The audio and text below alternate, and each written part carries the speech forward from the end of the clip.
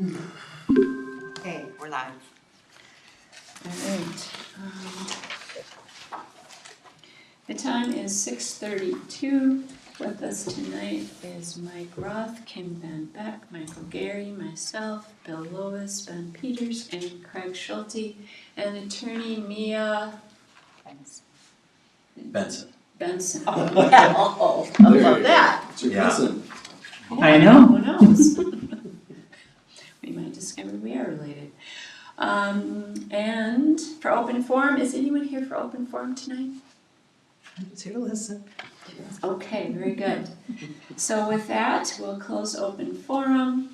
And next up is the consent agenda. With any amendments, additions, changes for that? Otherwise, a motion to approve the consent agenda. Motion to approve the consent agenda. Second. All right, any questions about any of the various permits or anything in there? All good. All right, all in favor for the consent agenda? Aye. All right, that's unanimous. Solid list this time. Yeah. A big load there. Robust. Very good. All the usual suspects. That is efficient work. Graduation parties Nothing already. really. Oh, parade. Except that they have a permit. All right, and with that, with our rather meager agenda tonight, we're going to move on to reports, administrator report. The state passed a bonding bill, I don't know if y'all heard. Oh, yeah. And in that bonding bill is $1.9 million for the city of Grand Marais wastewater treatment plant. Yep. So And how much did we ask for? we asked for 5. I want to say thank you to all the folks that worked really hard on getting that bill Yourself? in place, and also for the folks that work for us at the legislature that passed it. It's a good start, but we've got a ways to go. So they'll be hearing from us again, and not sure yet how we're gonna be able to move forward, what the next step might be. Yeah, But we got some time to think about it now, okay. so. Next session is February. Well, their next session isn't one where they would typically pass a bonding bill. And so if we were gonna go back for a second ask, that'd be, I mean, we certainly would be talking to them now Sure. and next session, but it wouldn't happen until 2 years from now. And then that money's not available for another year and a half, maybe. So we're looking at, that's our strategy, then it could be 5 more years before we start this project. And I don't know if we can wait that long, so Yeah. we got some work to do. So the 1.9 is what, like, can we just hold on to it? Like, does it sit there, or is it like? They're gonna hold on to it. Well. It's reserved for this project, and Okay. then when it's time for us to do the project, there's a process we can go through to get our hands on it. As a reminder, we also were granted $1 million in a similar way from the federal government, from congressional directed spending, their last session. Thank you again to all of our state representative and senators that helped with that. So that brings us up to $2.9 million. We'd asked them for 3, so of the 8 that we've requested so far, we got 2.9 of it. Like I said, it's a good start. We got some work to do. Yeah, a lot of work to do. Because I think our total bill is gonna be closer to a minimum of 9 at the time they presented in 2023, right? Well, it was about 8.8 when we did our initial, and we inflated it a bit, right? When we asked for our money, we asked for 8 of a $10 million project. If we have to wait 5 more years, it won't be a $10 million project. But maybe we won't ask for 8 next time. Maybe we'll ask for 28. Yeah, those are interesting comments. What did we learn? That they would rather fund a larger project than a smaller project. Okay. One legislator looked at me and said, when I made some comment about maybe not all or whatever, he said, well, don't come here till you've got everything you're asking for. That was not a real happy feeling, but we were not the only ones doing that. Silver Bay. They did fund a big project somewhere, like 8 million, I saw that. Oh, they funded many very, very large It was a projects. wastewater, it was either water or wastewater. Both. They did both, they funded hundreds of projects, and really hard to say, there wasn't just a strategy of everybody gets a little what they asked for, some people got everything they asked for, some people got even a little bit more, and some people didn't get anything, and so it's really hard to pinpoint what the winning strategy would have been, particularly when the chair, Franzen, was talking about the bonding tour visit to Grand Marais on her floor speech on the last day. So clearly we made an impression, our story has some compelling features to it, and it was successful in part, but we're gonna need to modify it. Yeah, cause I went and compared off the request list, ones I could find, when what was awarded, and all of them that I saw, their requests were significantly more than they were awarded. I didn't find them all. And some of them I could even find on the original request list that they awarded, so I don't know how that works either exactly. But, yeah. Yeah, so what is the strategy that you think? More to come. We talking to the folks that were awarded, the projects in full. Yeah, or full plus. Yeah, there's not a strategy that works. Okay. So we're just gonna have to figure out what's gonna work for us. Yeah. Oh, that's great. Yeah, it was Oh, yeah. moderately disappointing at the time, and I've gotten through all that, and now I'm at this is good news. It's a good start. We're closer than we were, and we got some momentum. Let's keep it going. That's enough for me. Oh, that's it? Alright, okay.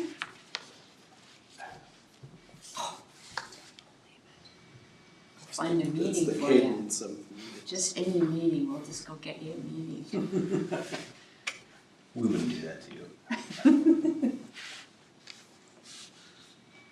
No, I'm good. Okay. No, What nothing. about animal bingo? We got animal bingo. Yeah, animal bingo. But you passed it already. Yeah, Yeah. Yes. that's good. Does that mean the cards have animals in them? Oh, should. Yeah, we had a meeting, Mike and I have talked about it, he's working on it. Yeah. Yeah. For all. It's the same concerns, you know, when and how much is their building drop project gonna cost and when will it start? If there's a contractor watching this meeting that's interested in helping out, give me a call. There are a lot of new people in town doing work. Maybe still go find a few of them. Okay. Oh, Craig.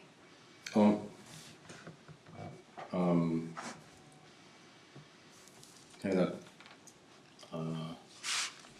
park board meeting, but I see you guys already went through the awarding of the purchase of the grinders and the Oh, right. Yep, we took golf care of it last carts, meeting. and we did go down and walk around the site a little bit to look at where Bathhouse 3 is gonna be built. We were considering the possibility of maybe a different location, which is, but after looking at everything, we decided that that's not where we would like to put it anyway, so we're sticking with the plan that was originally laid out.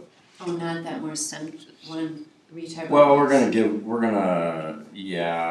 we're gonna take out a few campsites to put it where it's going to go, but then when we take out the old Bathhouse 3, we're gonna gain some nice sites in that area that are on that second level, looking at the harbor. That'll be full hookups. We were considering on the area on the other side of the road there, Kind of the more group closer to the- campsite. the group campsite, that big one on the corner, right before you pull in the parking lot, there's a big open space there.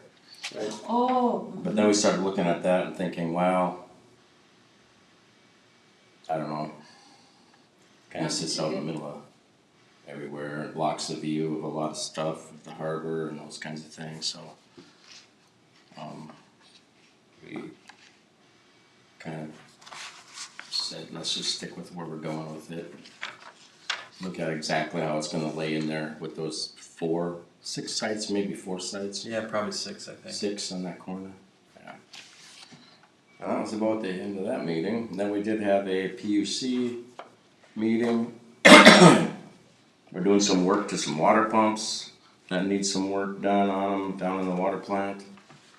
We're going to get our water tank intake inspection. The water tank, both water tanks up on the hill, and the intake line out in the lake and the tank. They have a drone that they can run into all this stuff and just inspect everything with the drone. That'll be kind of interesting. And then 4th Avenue wastewater, we're gonna line that wastewater line. There's a company that'll line it for considerably a lot less money than digging everything up, and I think we'll get some more years out of it before we have to really do anything more. 20. Yeah, Yeah, maybe quite a bit more Maybe than It's that. pretty cool, yeah. Yeah, so this is one of our lines that, it's old clay tile, which means just, 3-foot chunks of clay pipe that get stuck together, they're not glued or anything.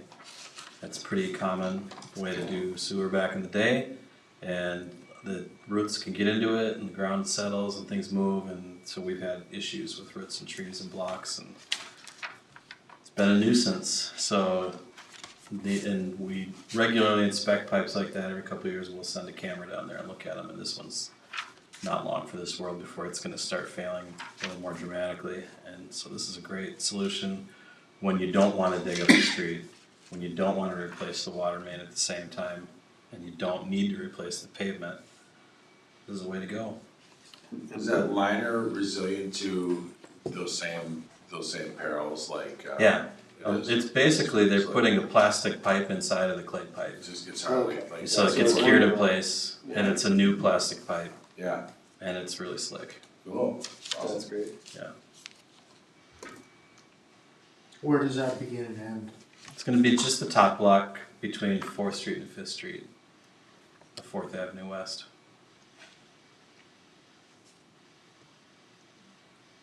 What else we talked about? Oh, we talked, Shane presented, some information studying and looking at demand rate pricing, just to kind of look at where our electric rates, when they're the peak demand. The valleys and, you know how electricity is, we have certain times of the day we're at peak rate, and trying to recover some of the costs of having peak rates and providing infrastructure for those things, those types of scenarios, dealing with peak rate. And so we're just looking at different ways. He had a bunch of charts that how it works, and it doesn't really affect a lot of our, well, it won't affect any household customers. Wouldn't change anybody's Wouldn't rate other change than maybe anybody's the top household 50 level. electric users. But it's just to look at demand rate and what might come out of that if we did something like that. So it was just like a study to kind of look at that.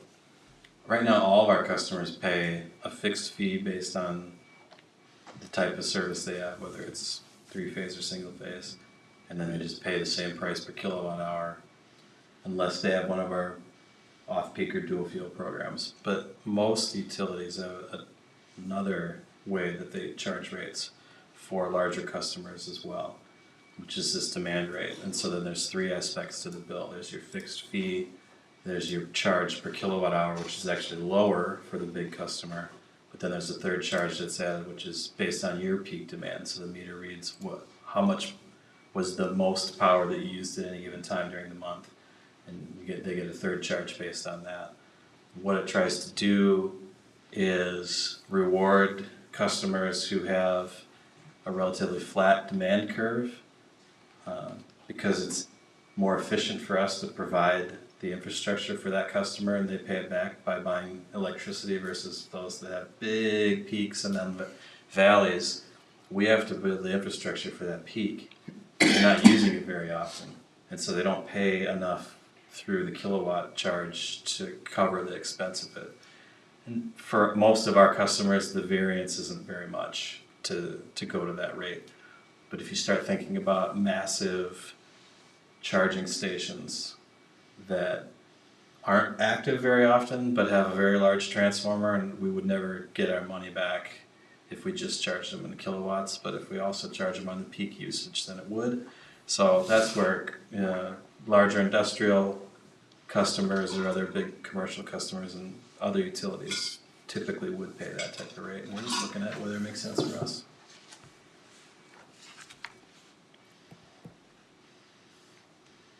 And that's it, that was the last thing on that agenda.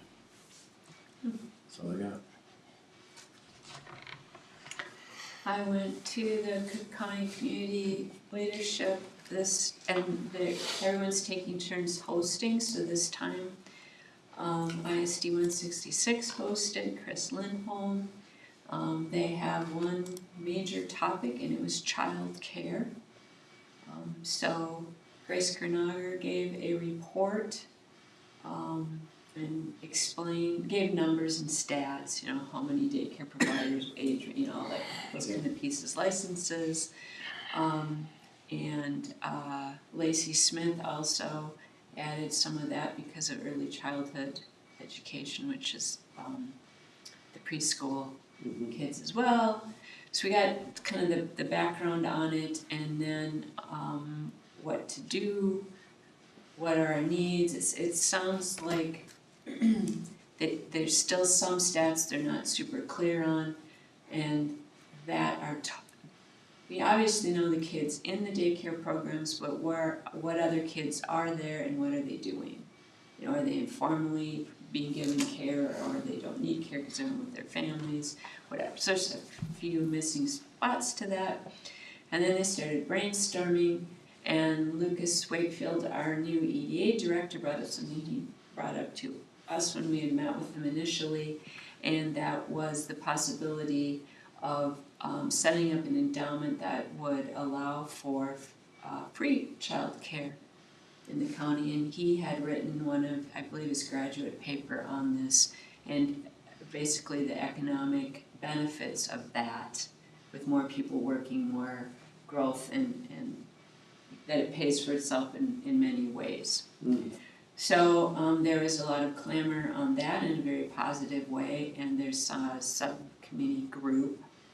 Did you already was that a topic yet with your EDA HR meeting? We spoke today. Today, okay, Yeah. That was meeting number 1. I don't know if you have an update on that, but, Lucas is gonna do some more work. okay.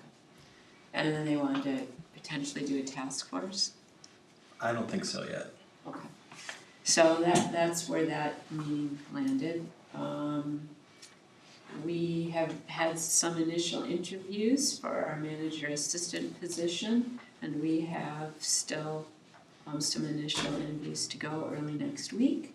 So that's positive.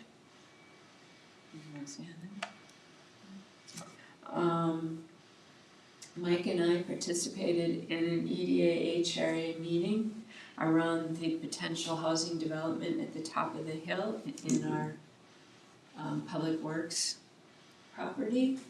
And so there is, just so everyone is clear, this should be it is really an HRA project, but the grant sits with the EDA. That's why you hear them involved in it. It is their grant. And there is a time limit to the grant, which is January 31st, 2028. So basically, at the end of 2027, for all intents and purposes, you better have your housing in place. And this is, just refresh everybody, this $1.3 million grant. There'll be no more grants like that, maybe ever again. And the state housing group wants us to utilize that grant. Who we utilize to do that is our decision, and there's also possibly some other options about what can happen with that grant. But the ultimate goal is to make sure that housing is built, the 16 units, and at least is it half of them or just, is it a percentage or it's? I think they were all income qualified. Oh, I thought it was only a portion, okay. Anyways, the ultimate goal though is just to make sure that they get built and that grant is utilized here in Cook County. And so they are working on some potential changes in that to make sure this project happens. And it may not be as we initially proposed to us, Okay. to make sure that it successfully happens. We had an EDA board meeting yesterday. Went through some of the particulars to get Lucas in place. There's some other resolutions, nothing really big, most of those, yeah, just getting that. Update on the golf course is they're still working on the irrigation, might work better than they initially thought, but it's a work in progress. And also potentially that, yeah, the hookup with Poplar River, whatever group, at least is that, it's not really, is it Lutsen Mountains really how they, I'm sure how they state that for. I have to say, I've asked that question in a few different ways, and I'm not sure I know the answer yet. Yeah, I don't, well, so and the septic, they're still, working to see how, they had some people out getting estimates on that. So that's still a work in progress. There is still, I believe, 40 days left for the first refusal, and it looks like it'll be more into summer before the golf course is sale is complete, which in some ways is fine because that takes away the need for that short-term loan. That's how that lands. What else did we talk about? I don't think much else. And yeah, then we just had our HR committee meeting this morning too. So things are moving along. It's kind of neat to watch a lot of things get done. Job descriptions getting updated, all our annual review processes are moving along. Rowena's starting to work with department heads on the employee policy piece, so yeah. Yeah, handbook started, yeah, Yeah, so that's all good. Anything lots of else stuff. I missed on that? Yeah, so. Alright, well, that's it for me. Thanks, everybody. Thanks. Thanks, cousin Mia.